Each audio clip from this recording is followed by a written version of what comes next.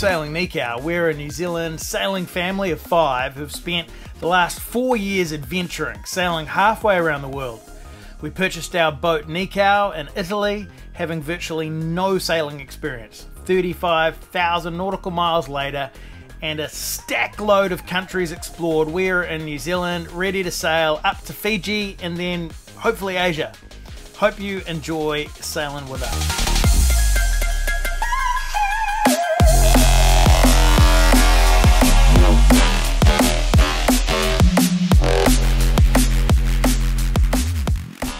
3, 2, 1. Welcome to Sailing Nikau. This is Bella. And I'm David. Alright guys, I'm gonna start by drilling through David's head. I hope you don't need these blocks. I think this vibration might hurt. We're here in Opua Marina and we're getting a lot of stuff done. We've been here for a few days. We had a lot of bird crap, didn't we, Bella? Yes, we did have a lot of bird crap, and we had to wash it off with the water blaster. Well, actually, Bella didn't do anything. I had to actually scrub it. Okay, look, I am completely prepared for any medical emergency. Yeah. This just arrived, this puppy. This is what you need for Category 1 safety. This ginormous $1,000 medical kit. But we've got some morphine in there. Oh yes, we've got to sign the special receipt of important medicines that you're not actually allowed to have unless you're going offshore. You need proof of that. Things like morphine and oxycodone. I don't even know what that is. Cool. And midazolam. Midazolam? These names sound so interesting, like they're going to give you superpowers, but pretty cool. This is pretty cool. This was $1,000, this kit. But And what's happening? I've learned all What's about happening it. with the fridge? The fridge is out. Got a brand new fridge. New fridge. Open it up, Bella. We'll show you what it Open looks it up. like. It's Open it exactly as like I don't our know old how it fridge. works. The joinery goes there. It's exactly like our old one, but it works. Check this out, check it out. Yeah, So this is medication. nifty. For somebody that likes organisation like myself, the blue pouch, dressings and wound care. The yellow pouch. Sorry, that's really boring. Show you what I'm doing up here. Dad, you've Oh, pretty much always that's got kinda gas boring. Josh, this is actually interesting for people like myself. Okay. Please let me show it. What's in the black pouch? Okay.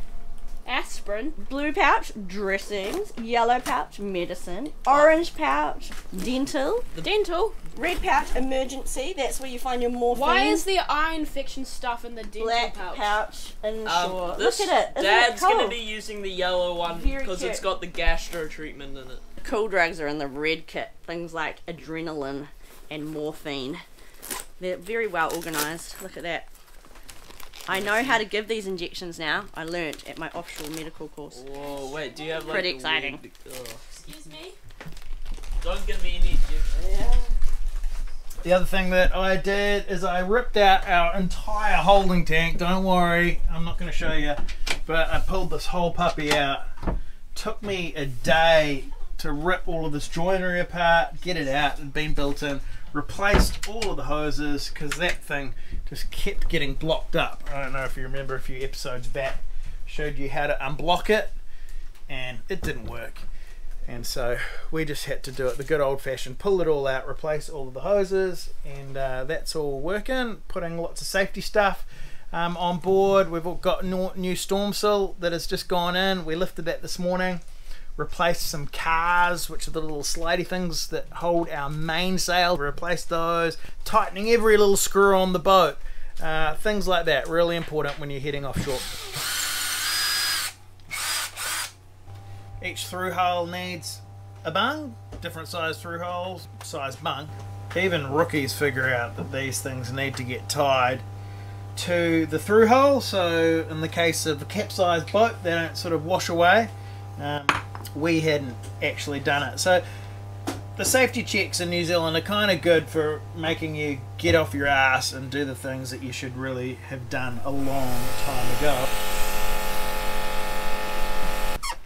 We needed something where we could lock it from the outside, but someone on the inside could get out.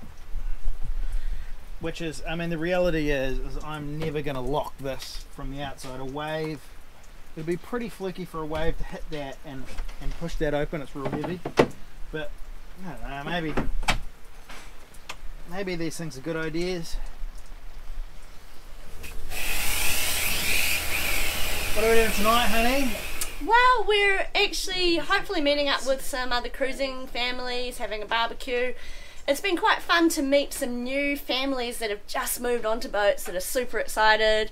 It's really cool to be able to share what we've learned over the years and just pick up on some of their enthusiasm. We went to a seminar yesterday about Fiji, and so saw some images and everyone's talking about it, and it makes you real pumped. Like, I'm excited to go. Heaps of them haven't even, they've been like 2 weeks on their boat and they're heading to Fiji. A lot of them have just bought their boats. 3 families we met yesterday just bought their boats.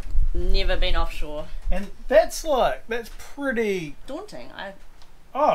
impressive. I'm pumped for them. It's impressive. You know, Yeah. can you imagine they hadn't done much coastal cruising and they're about to hit what's a very difficult passage going up to Fiji. Once they get there, it'll be alright. Yeah, they're asking whether or not to take crew. I actually, personally, I believe it's not a good idea unless you know who the crew is.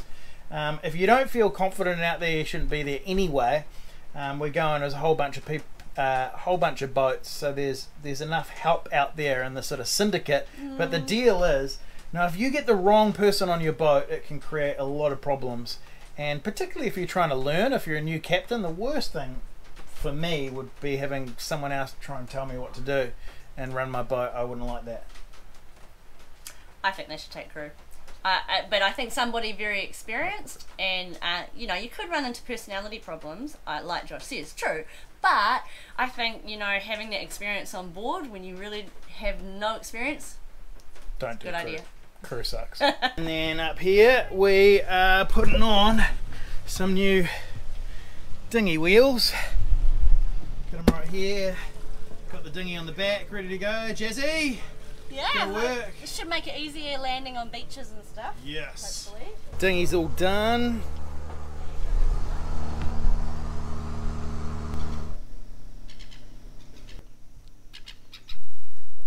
It's been really fun catching up with families that are just moving on to boats. We're just meeting them for the first time, right? Yeah, getting to know new people, starting a whole another season, going up to the tropics. We're starting to really get pumped about that because it could be really soon, like as soon as a week away, which is pretty crazy to think about. And we finally got through most of our boat jobs, which is really satisfying, and this weekend we're just going to go out into the bay and enjoy it. We've got one more thing to do, which is going to try and scrape the barnacles off, which won't be very much fun, but should be a good weekend anyway. Where's this walking track, baby? Right there. Right there. Just go out the gate, yeah, to your left. So honey, this is our boat yard in the back. Yeah. We're booked in for a haul out on Tuesday. Because Monday. How come? Well, Monday's a public holiday, Anzac Day, where we. No, why do we have to get a haul out? Oh. Well, because we need to have our keel inspected for our Cat 1. We also, our insurance is requiring an insurance survey, so we've got the surveyor booked and he needs to check the bottom of the boat too. Plus we want to clean the bottom before we head off to Fiji, because like Josh said, we got mass barnacles, which has apparently been really bad this year here in the Bay of Islands. Everyone's having the same problem. This is a cute little walking track here. It's an old rail trail. Old rail trail, you can see the old lines through here. Old boat. Quite pretty, yeah. It's pretty. I haven't been down this track before, and we want to do a little walk, take the dog out for a walk. I'm filling up some dive bottles and to clean down the bottom of our hull. And the wind's due to kick in. I hate leaving marinas in the wind, so I want to leave before the wind kicks in, because what happened, Jazzy, on the way in? Such a rookie move. I turned and the wind took me side on, pretty much. Pushed us into a pole. Yeah, came into the berth at a 90-degree angle. And got a little bit of damage as well. We're just lucky we didn't damage someone else's boat. Not your finest moment. Yeah, it's Captain. amazing how quickly you can forget little things like how to come into a marina.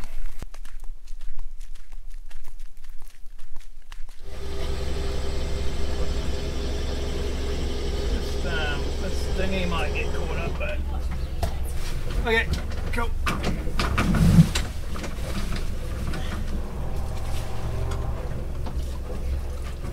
Easy. Thanks, guys.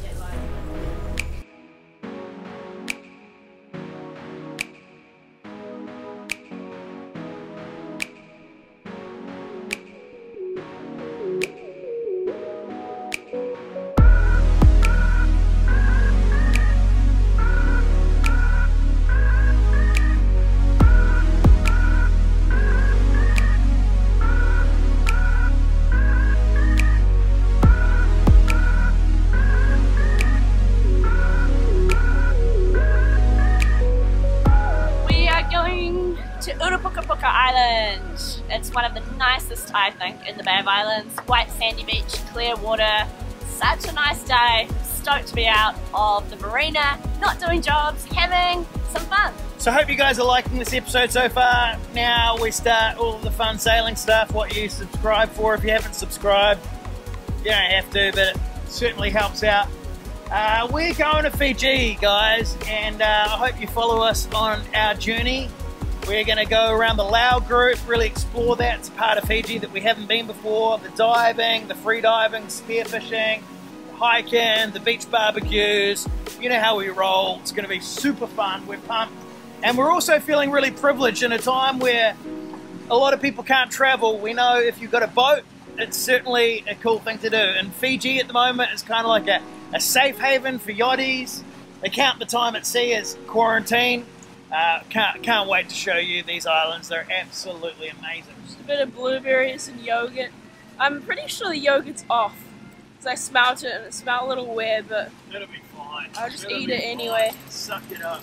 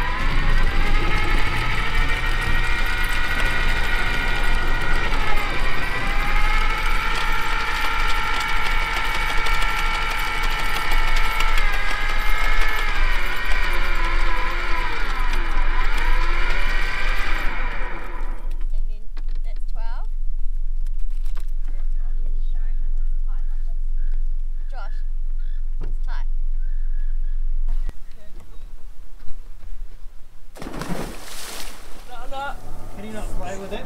Don't. Hey, don't. Put it down, it's freezing. Puts too much stress on the hydraulic. She's stuck down there now.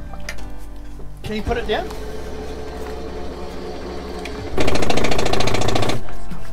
So here we are at Puka Puka, and no plans today really. We're just gonna chill out.